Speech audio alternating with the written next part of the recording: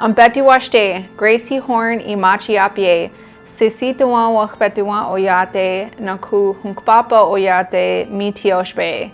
St. Paul Edwati.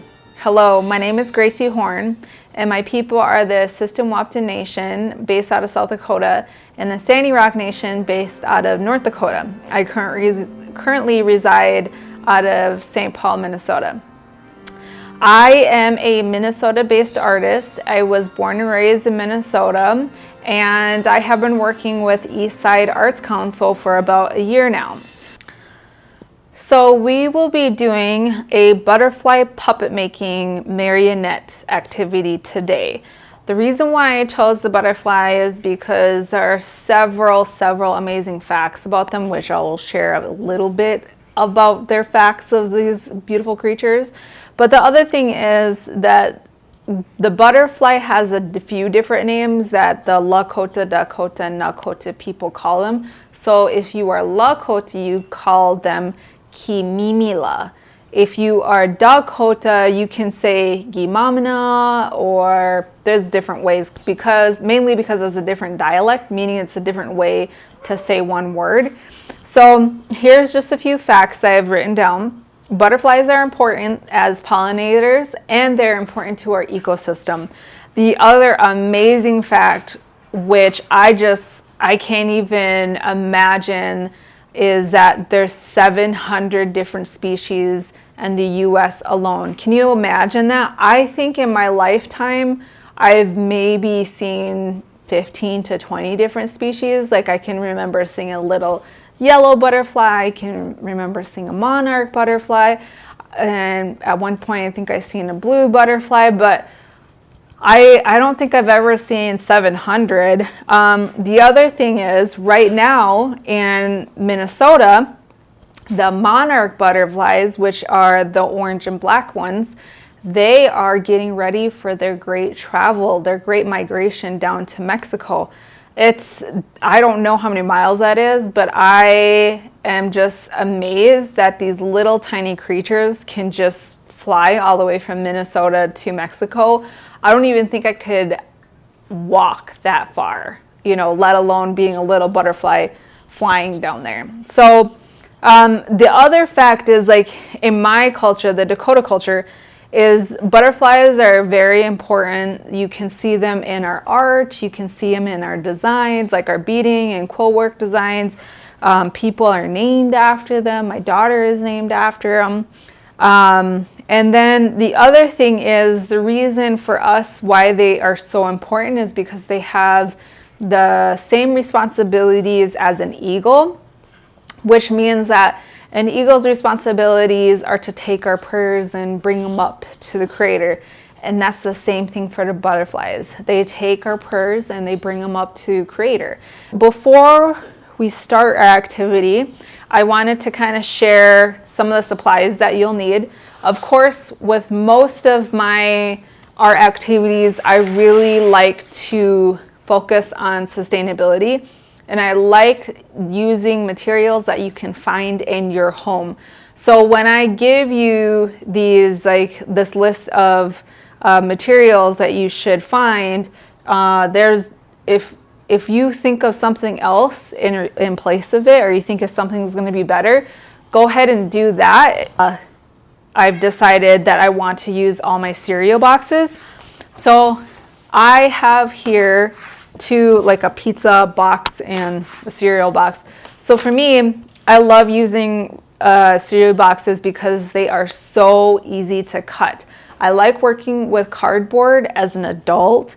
It is a little bit, you have to have a little bit like stronger dexterity to cut through it and like bend it into shape. But cereal boxes, especially for adults too and for kids, it's just so easy to cut. So that's what we're going to be doing. We'll be using cereal boxes for the whole puppet. And I like it because when you use a cereal box, you can pretty much like bend it into place to take a shape, which we will need today because we're making wings, we're making a little body. And the other thing is, like, what are the items that are in your home that you can use for, the eyes or for the face? What I've decided is that my butterfly is just going to have antennas, and I'm just going to use some cereal box for the antennas. If I had like pipe cleaners, maybe I could use those. I don't have pipe cleaners today. I could probably use a straw if I really looked for one. But you also have these little googly eyes. I'm not going to use these today, but I decided that maybe I should bring these out to show other possibilities. So maybe you want to have a googly-eyed puppet, which is great, because when they fly, you know, the marionette, what you're doing is a string puppet. It might look cool if you have googly eyes with the eyes flying all over the place. So that's just an idea. So the other part you're going to need for sure is string. I have some yarn here. If you have other types of string, even shoelace string, like, use it. That's completely fine. You will need a surface to paint on. I like using a plastic plate because I don't really eat off of this, but it's a pretty good plate to put paints on. So you will need acrylic or tempera paints, something thick, something that goes on opaque. So I have acrylic paints today. And then you will need a jar with water and paint brushes. Then I like to cut up old clothing to use as rags, so I have this as a rag. And then some other stuff that you will need is tape. If you have masking tape or duct tape, use it. That's fine. Use what you have. And then this will be the control arm to control it. If you have a chopstick, go ahead and use that. That's completely fine. Or even if you want to temporarily use a wooden spoon, or if you want to temporarily go use a branch from outside, whatever your heart's desire. If you can find it, go ahead and use it. Today I have this like little dowel that I'm going to use. A paint stir stick is also good. It's free if you just go into Home Depot. I was told that by my friend Mark Stafford, that if you just go into Home Depot, they have free paint sticks, stir sticks, so you could do that too the next time your parent goes in. So there's that. That's my control arm. Then you will need a marker of some sort. I know some kids aren't allowed to use permanent markers. I'm going to be using it today, but you can use your regular good old Crayola marker. If you have a colored pencil or even a pencil, that's like completely fine. You will need a pair of scissors, and you won't need a glue stick, but you will need a pair of scissors. So without further ado, so the first part is we're making something that is the shape of a toilet paper roll.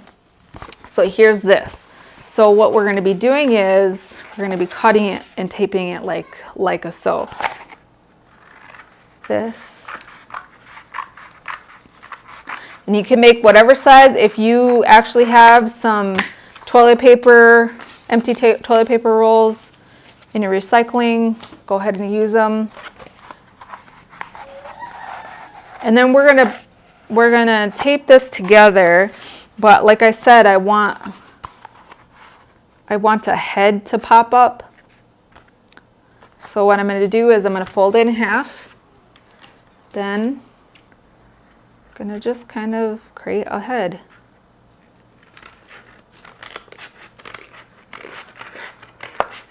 And basically it's just going to be a half circle.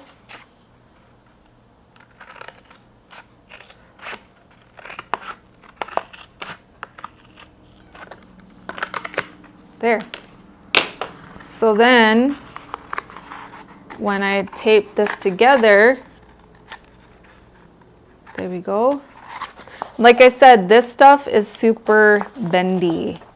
It's bendable. It's cool. So there's the head. So I am going to tape this.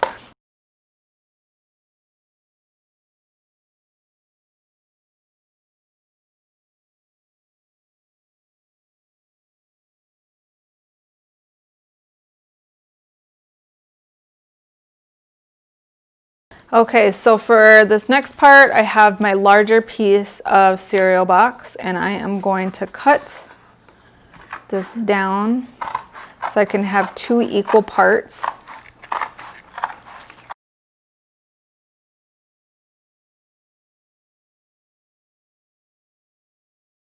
not good because our body isn't that big. So we gotta adhere.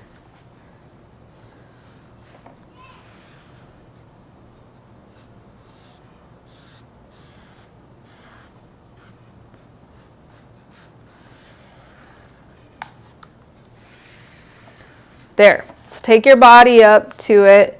Make sure you don't get ahead of yourself like I did twice now. I kind of want to do these monarch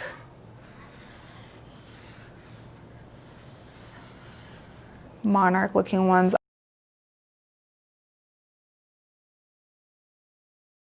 That's fine. That's good. And for me, because we're doing 2 of these, I like to kind of make sure that they line up so I can cut them together.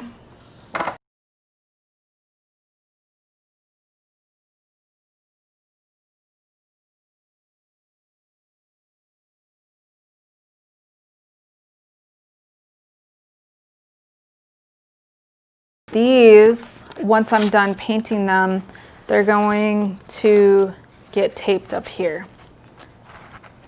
probably to the side. And then I want to make 2 little antennas that go up. So, and that's just using scraps, not anything too big.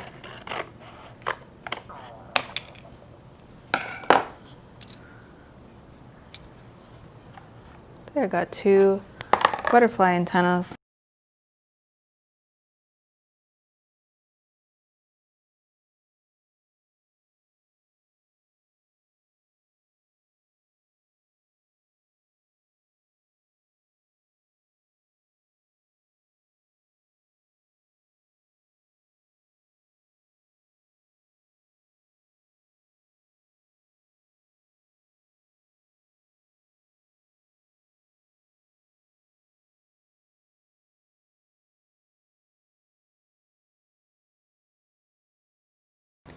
Okay, so I have the body painted black and it's drying, and I have 1 wing right now that's painted and that's drying. Sometimes they take a while to dry. You can kind of tell just by the other side where it feels wet. So here I laid down another cereal box, in this case a pizza box, underneath so I have a painting surface. So I've decided on this blue, this pearl blue.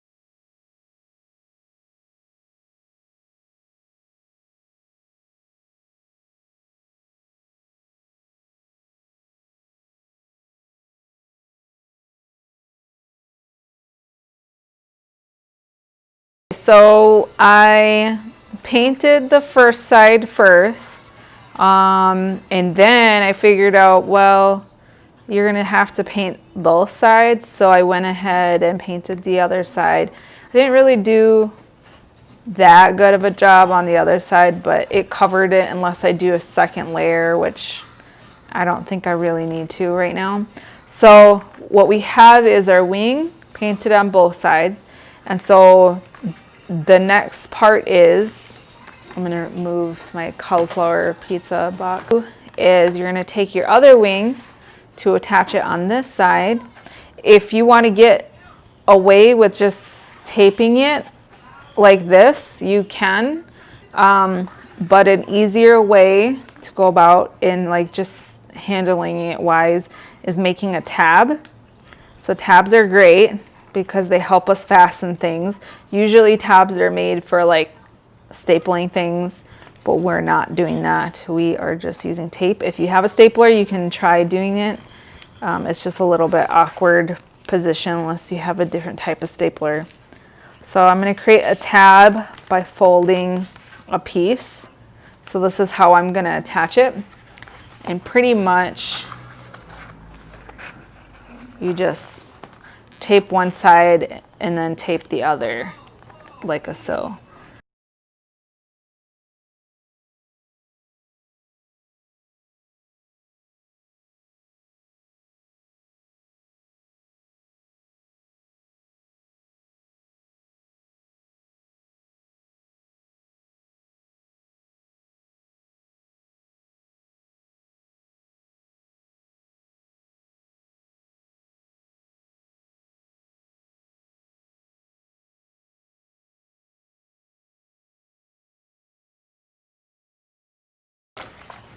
Since we have that much, you go back to your scissors and we are going to cut a hole at the neck and the hole in the back. And that will be for our string to go through.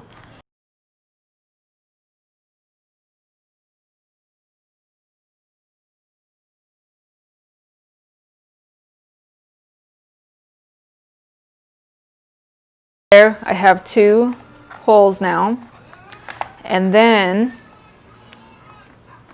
I get my string. So I like to use yarn because it's soft and I can see it and it's easy to tie. And so what I am going to do is I am just going to lace it through the whole body.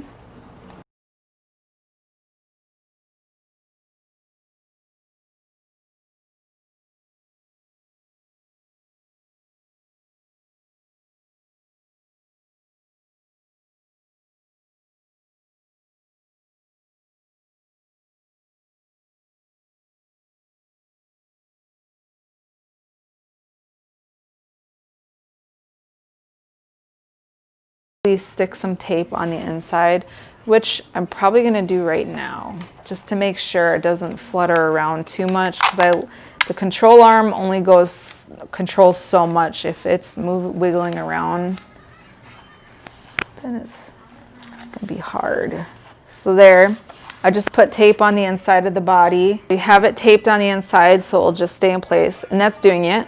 So you know, so there, when you flick your wrist back and forth, you go forward, backwards. It makes the body go forward or backwards. When you flap it, just by moving the control arm up and down, it makes it flap, you know, or just like if you want to make it twist, you know, just twist it back and forth.